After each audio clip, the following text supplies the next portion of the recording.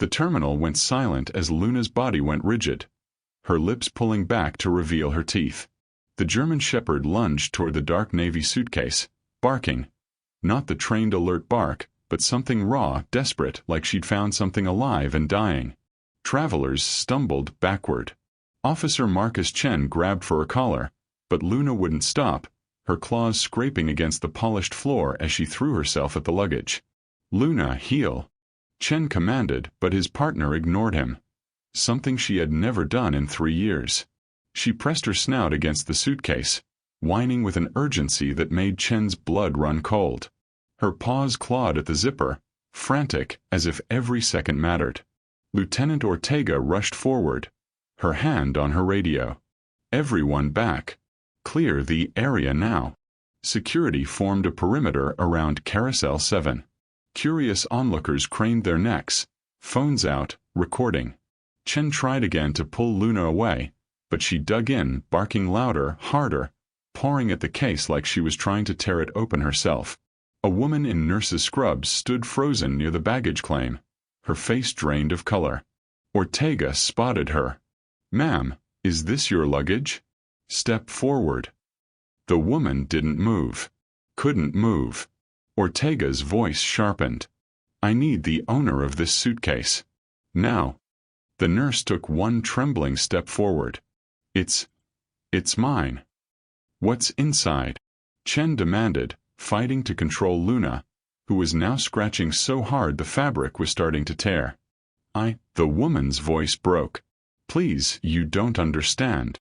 Chen's hands shook as he reached for the zipper. Luna's behavior wasn't normal. This wasn't drugs or weapons. Something was terribly, desperately wrong.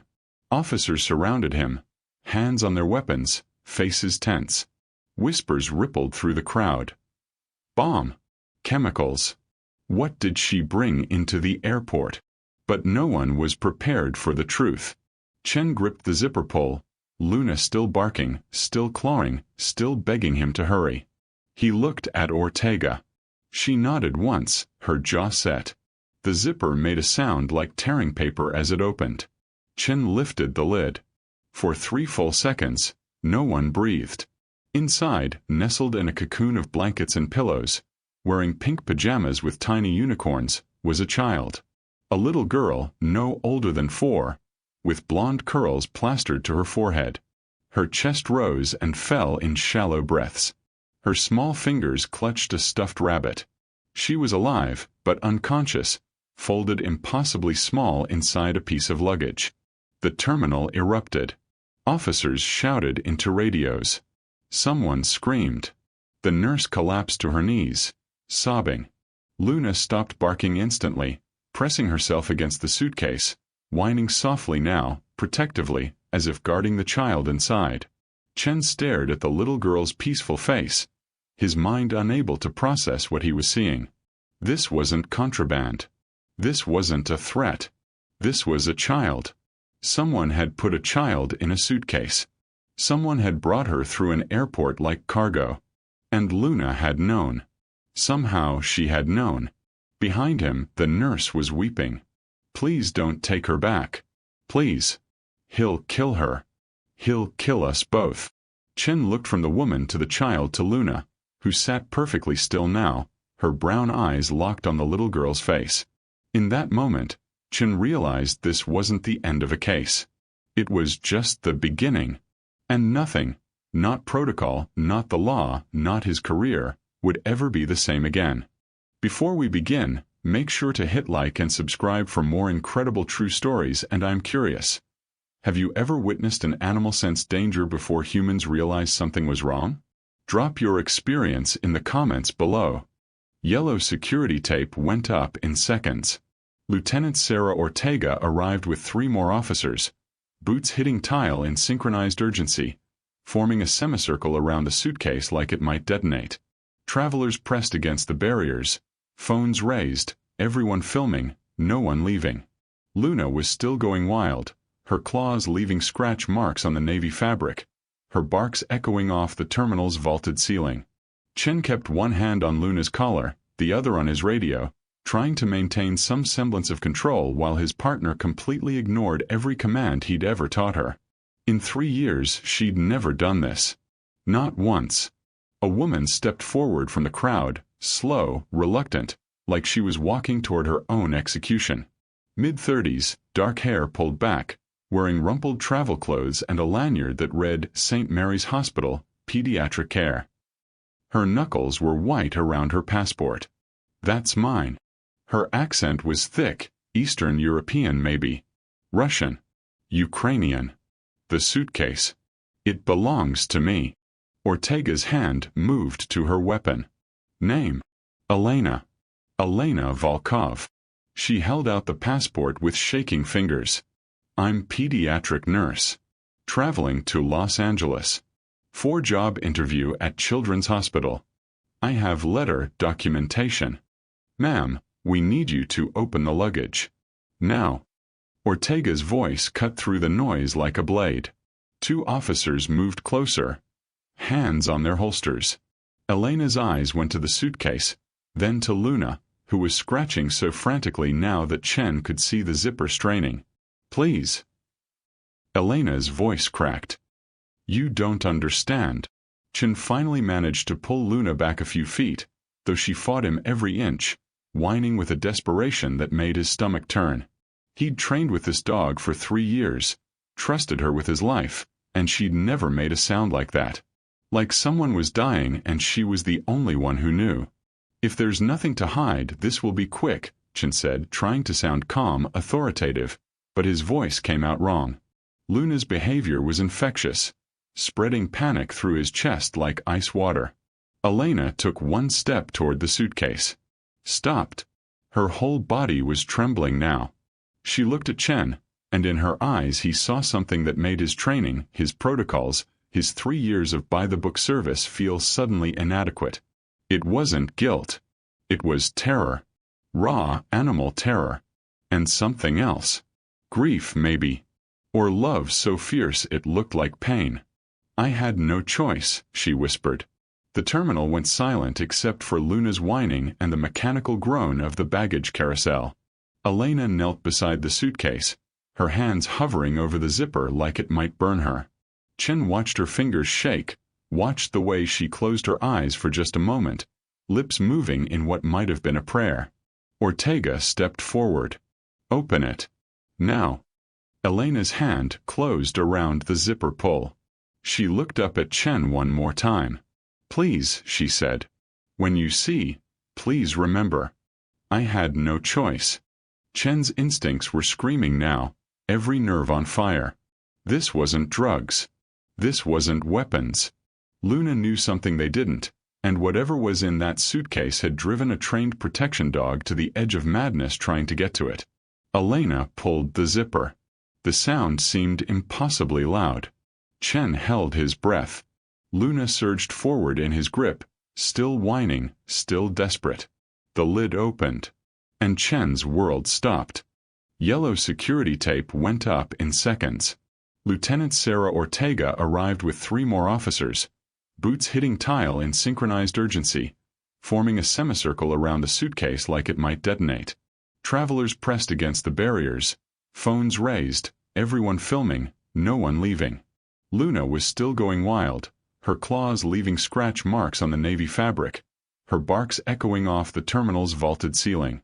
Chen kept one hand on Luna's collar, the other on his radio, trying to maintain some semblance of control while his partner completely ignored every command he'd ever taught her. In 3 years, she'd never done this. Not once. A woman stepped forward from the crowd, slow, reluctant, like she was walking toward her own execution. Mid-30s, dark hair pulled back, wearing rumpled travel clothes and a lanyard that read St. Mary's Hospital, Pediatric Care. Her knuckles were white around her passport. That's mine. Her accent was thick, Eastern European maybe. Russian. Ukrainian. The suitcase. It belongs to me. Ortega's hand moved to her weapon. Name. Elena. Elena Volkov. She held out the passport with shaking fingers. I'm pediatric nurse. Traveling to Los Angeles. For job interview at Children's Hospital. I have letter documentation. Ma'am, we need you to open the luggage. Now. Ortega's voice cut through the noise like a blade.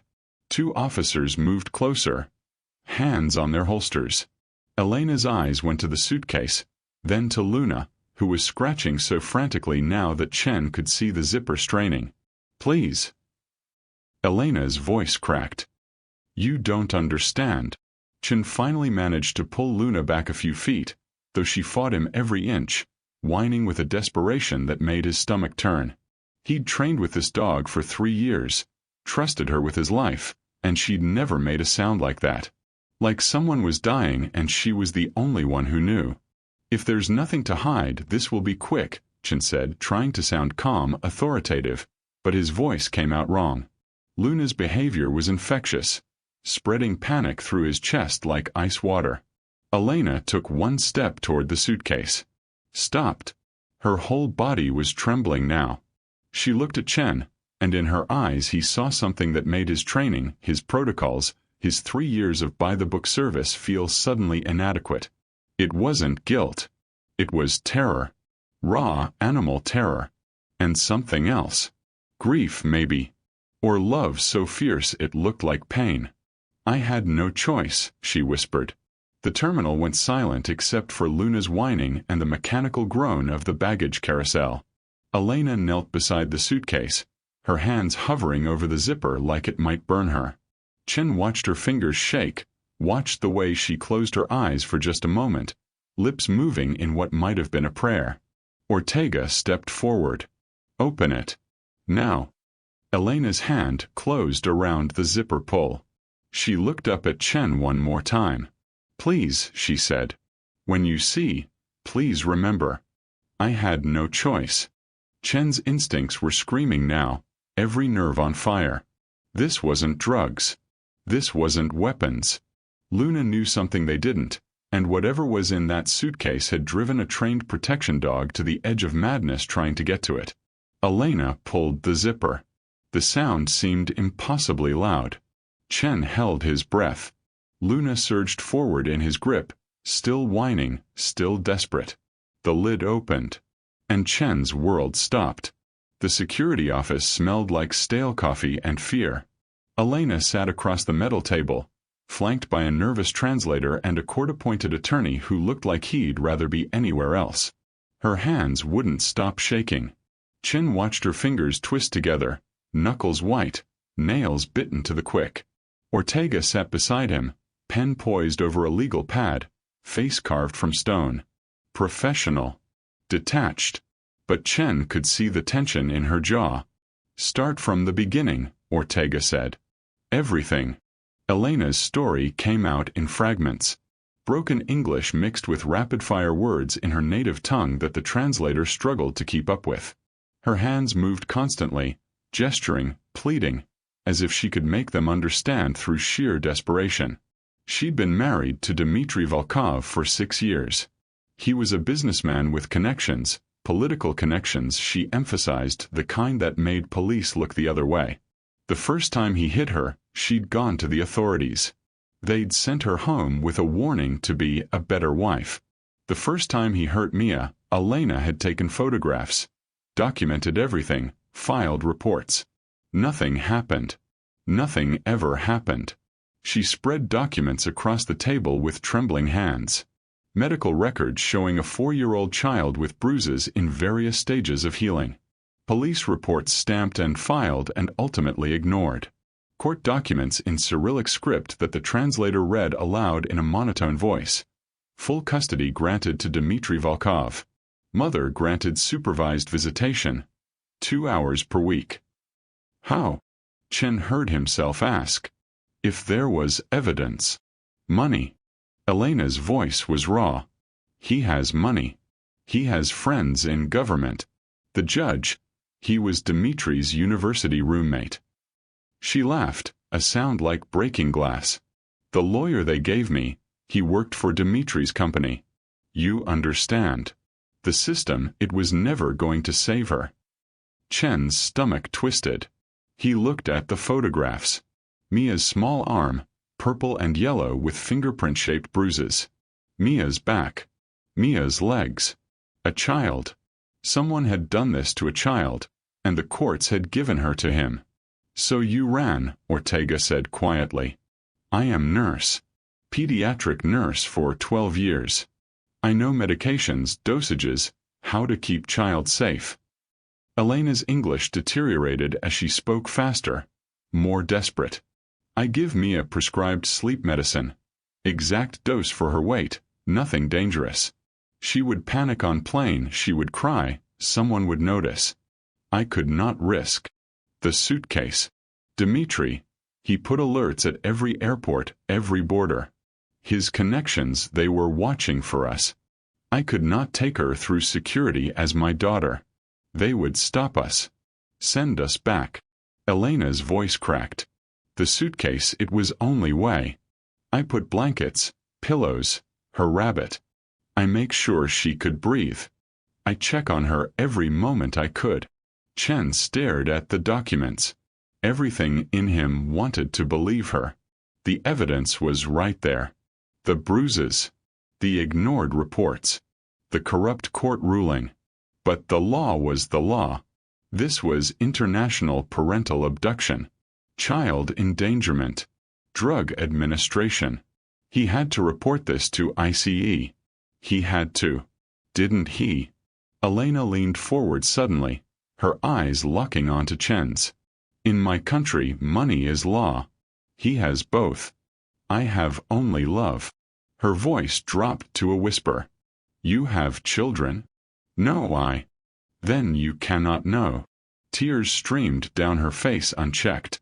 "You cannot know what it is to watch your child hurt and have no one help. To beg and plead and show evidence and have judges laugh at you. What would you do if the law protected the monster instead of the child?" Chen couldn't answer. His throat had closed. He looked down at the photograph of Mia's bruised arm and thought about finding her sleeping peacefully in that suitcase. Thought about Luna's desperate barking. Thought about a mother so terrified and so brave that she drugged her own daughter and hidden her in luggage to save her life. Ortega's phone buzzed. She glanced at it, her face going carefully blank. "ICE is en route," she said. "FBI is sending a liaison. They'll be here in 20 minutes. Elena's face crumpled. "Please. Please don't send us back." And Chen realized with sick certainty that he had exactly 20 minutes to decide what kind of officer he was going to be. Ortega's office was smaller than Chen expected for a lieutenant. One window overlooking the tarmac. A desk buried under paperwork. A wall of commendations that Chen had never really looked at before. She sat behind that desk now, reading through Elena's documents with the same expression she wore when reviewing traffic violations. Chen stood. He couldn't sit. Couldn't be still. Luna pressed against his leg, sensing something wrong in a way only she could. "ICE will be here within the hour," Ortega said without looking up. "FBI is sending a liaison for the international custody angle. They're bringing a federal prosecutor." She finally raised her eyes. "Elena Volkov will be arrested and charged with international parental abduction, child endangerment, and unlawful administration of medication to a minor. The child will enter temporary protective custody. Both will be deported within 72 hours.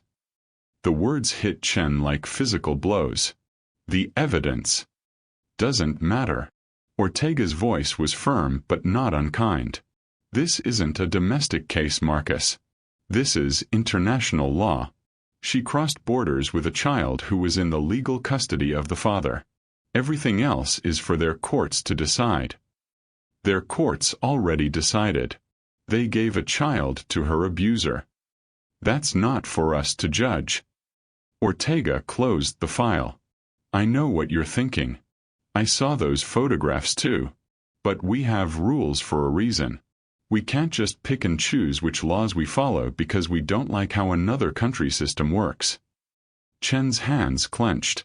"So we send them back. We send that little girl back to the man who gave her those bruises. We enforce the law. We don't write it." Ortega leaned forward. This isn't our call, Marcus. It's above our pay grade. Above our jurisdiction. The federal government will handle it. Handle it. The words tasted like ash. You mean process them like cargo and put them on a plane? I mean follow proper legal procedures. Ortega's jaw tightened. I don't like it either. But what's the alternative? We let every parent who claims abuse smuggle their children across international borders? We ignore treaties, ignore extradition laws, ignore everything because one person's story sounds convincing. Her story doesn't just sound convincing.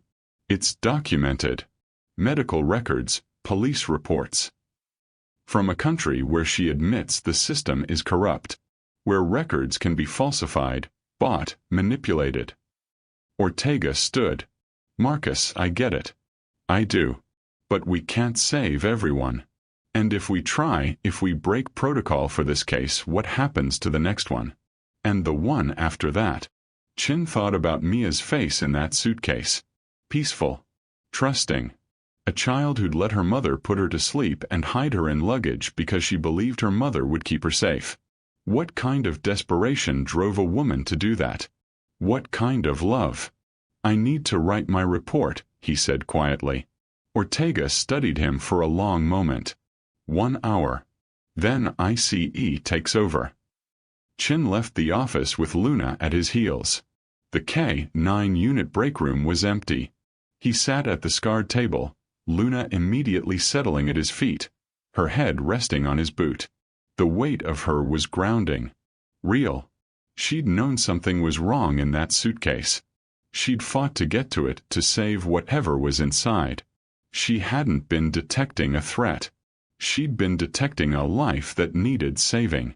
Chen pulled out his phone. His fingers hovered over the keyboard. 1 hour. He could write his report, file it, let the system handle it. Do his job. Follow protocol. Stay clean. Or. He typed a name into the search bar. Los Angeles Immigration Attorney's Child Advocacy. Luna lifted her head, brown eyes watching him. Waiting. I don't know if this is right, Chen whispered to her. I don't know if I'm helping or making everything worse. Luna's tail thumped once against the floor. Chen started making calls. First to an immigration attorney who specialized in asylum cases. Then to the National Child Advocacy Center. Then to a contact he had at the LA Times who covered human rights stories. His career was about to implode. He knew that. Ortega would be furious. ICE would consider him obstructive. The department would probably suspend him. But he kept seeing Mia's bruises. Kept hearing Elena's voice. What would you do if the law protected the monster instead of the child? Luna pressed closer to his leg, solid and warm and unwavering. 1 hour. He had 1 hour to do something that mattered more than protocol. Chen made another call. Chen filled out the incident report in the medical facility's hallway, his pen moving mechanically across the form. Passenger condition. Stable. Injuries. None visible. Disposition. Pending child services and deportation proceedings. The fluorescent lights hummed overhead, clinical and cold. Through the observation window, he could see Mia on the examination table, her legs dangling over the edge, too short to reach the floor. She was awake now, asking for someone. Mama, mama, the word broken by hiccuping sobs. A child services worker knelt beside her, speaking in soft, useless tones. The woman meant well. They always did. But Mia turned her face away, her small body rigid with fear and confusion. Chen knew the timeline by heart. 48 hours, maybe 72 if they were lucky, before she'd be on a plane back to whatever hell she'd come from. Clean paperwork, closed case, another statistic in the system's neat columns. The child services worker looked up, spotted Chen, and waved him in with obvious relief. She keeps asking for her mother, the woman said quietly, stepping aside.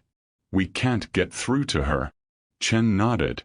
My partner might help. She has a way with trauma cases. Luna entered on command, her movements careful and measured. She seemed to understand the fragility of the moment, the way she always did. When Mia saw her, something shifted. The rigid fear in her small shoulders loosened. Her eyes, dull and distant seconds before, suddenly focused. "Dog," she whispered, the English word clear and wondering. Luna approached slowly, stopping just within reach. Mia's hands moved tentatively at first, then sank deep into the thick fur. She pressed her face against Luna's neck, her fingers clutching, and the dog stood perfectly still, absorbing the child's desperate need for something safe, something warm, something that wouldn't hurt her. Chen watched his partner work the way she'd done 1,000 times before. Steady, patient, asking nothing in return. But this time was different. This time he saw the calculation behind the comfort, the way the system would process this child like cargo, stamp her papers, send her back. 48 hours to destination unknown. Clean hands all around. What would you do if the law protected the monster? Elena's question echoed in the sterile room. He'd spent 8 years building his career on order, on following the rules even when they hurt. The law was the law. Someone else's problem. Someone else's failure. But standing here, watching this 4-year-old child cling to Luna like a lifeline, Chen felt something crack open inside his chest. He didn't know what he was going to do. He didn't have a plan. But he knew with sudden, absolute certainty that he couldn't walk away. Not this time. He pulled out his phone and typed a message to Elena. "We need to talk." The federal agents arrived at 2:15 p.m., their credentials already out, their movements efficient and practiced. 2 ICE officers, a man and a woman, both with the tired eyes of people who'd processed 1,000 cases just like this, and an FBI liaison whose suit was too expensive for government work. Chen recognized the type. Career ladder climber. The kind who saw people as statistics that either helped or hurt his quarterly metrics. Elena sat in the holding area, her hands cuffed in front of her despite the unnecessary cruelty of it. Mia was with child services in an adjacent room, the temporary placement paperwork already printed and waiting for signatures. Clean, efficient, by the book. Chen watched the FBI liaison review the file, his pen making neat checkmarks down the page. Trafficking charge, deportation order, child welfare referral. Everything stamped and approved. In 6 hours, Elena would be in federal custody. In 48, she'd be on a plane. Mia would go into the foster system until her own deportation could be arranged. The system working exactly as designed. Chen's phone buzzed. A text from the reporter he'd called earlier. "Outside in 5. Don't let them move her." He took a breath.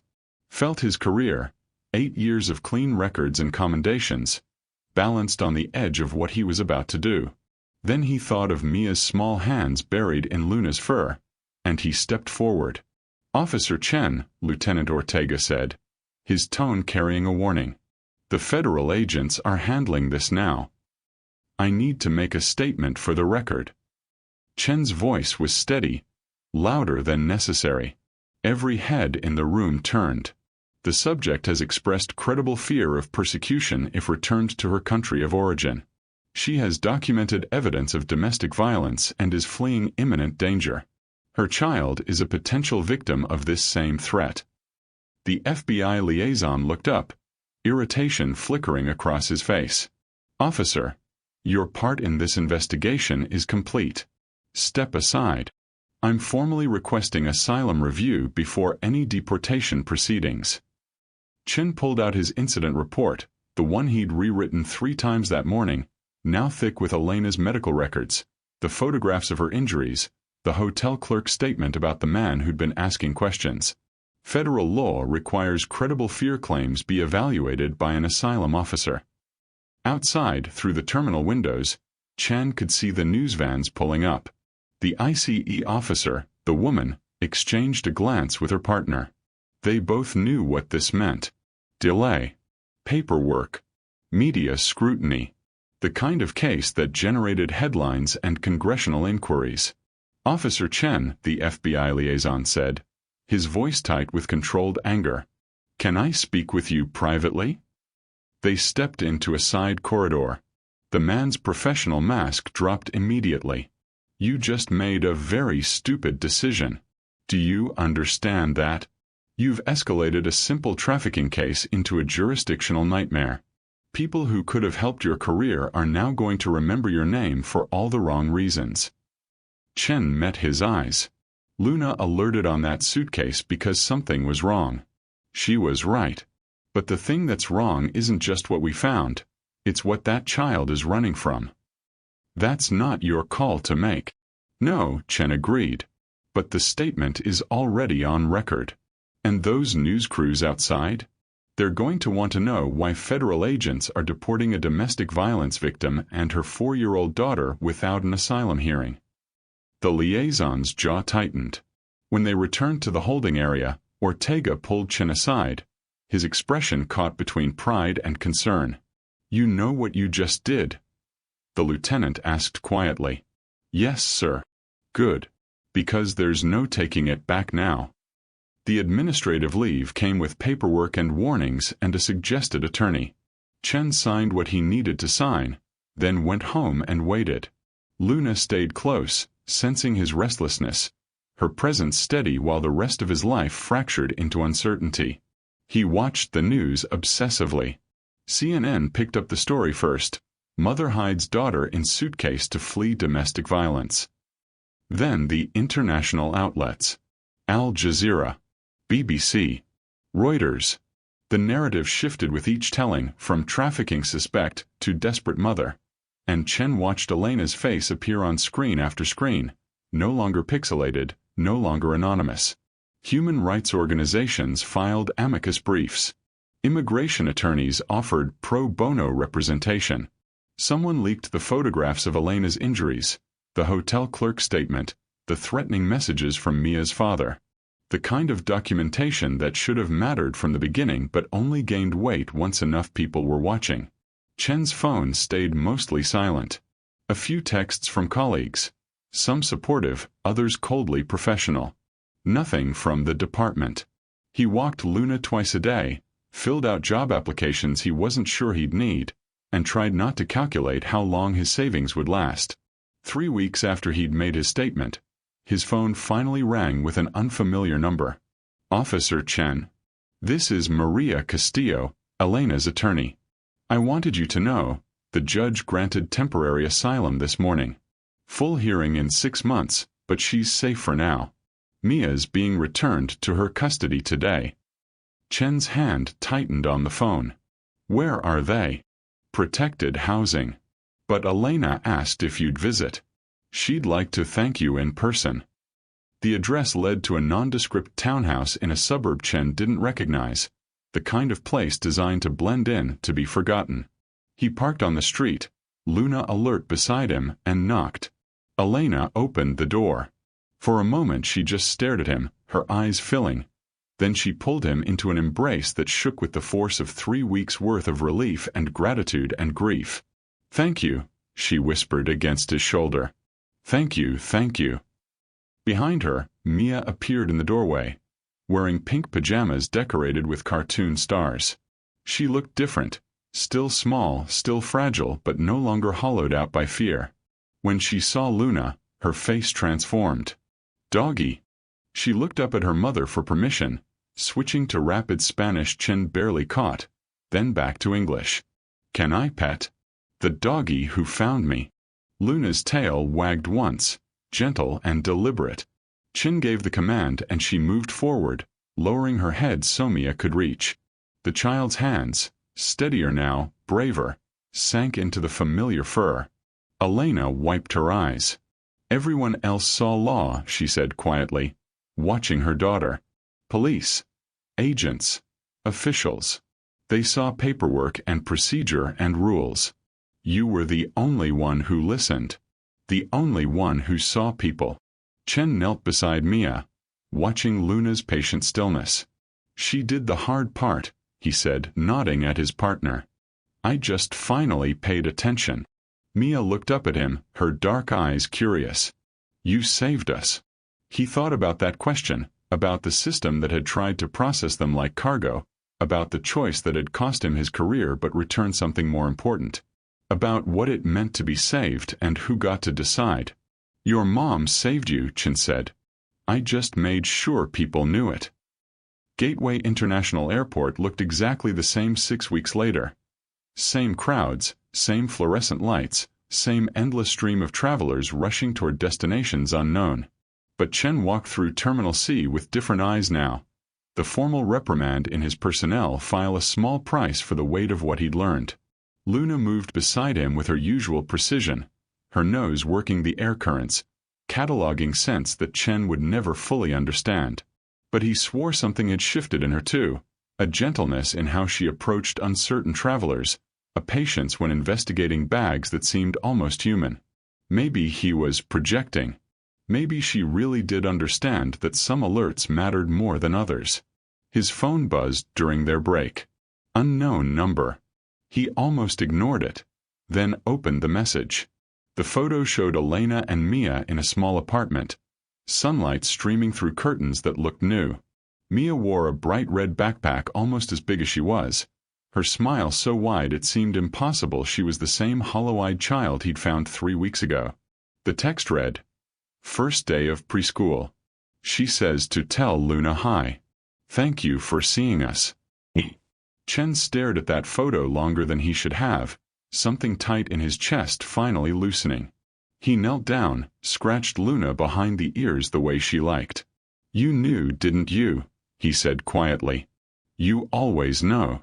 Luna leaned into his hand, her tail wagging in that steady, confident rhythm that meant she was exactly where she needed to be. They resumed patrol through the afternoon shift, past families reuniting at arrivals, past businessmen checking their watches, past a young mother traveling alone with 2 small children and 3 overstuffed bags. Chen watched them all differently now, wondering what stories they carried, what desperation, what hope. Every suitcase held possibilities he'd never considered before. Every anxious glance at the security checkpoint might mean something more than fear of missing a flight. A rookie officer approached as they passed Gate 47, young and eager, his canine partner, a German shepherd named Rex, alert at his side. "Officer Chen, can I ask you something?" Chen nodded. "How do you? I mean, Rex alerted on 3 bags this morning. All false positives. Food, medication, nothing illegal. How do you know when to trust your partner's instincts? When does an alert actually matter?" Chen looked down at Luna, then back at the rookie. "Trust your partner. Always. But also trust yourself to know what to do with what you find." He paused, thinking about Elena, about Mia, about the choice that had cost him 6 weeks of his career but returned something more valuable. Sometimes the right choice isn't the easy one. Sometimes the law and justice point in different directions. When that happens, you have to choose which one you're going to serve. The rookie nodded slowly, processing this, probably not fully understanding yet. He would, eventually. They all did. Luna barked once, sharp, clear, confident. The sound of a partner who knew her worth. Chen laughed. "Yeah, girl. You said it." They continued their patrol through Terminal C, past the endless flow of humanity, ready for whatever came next.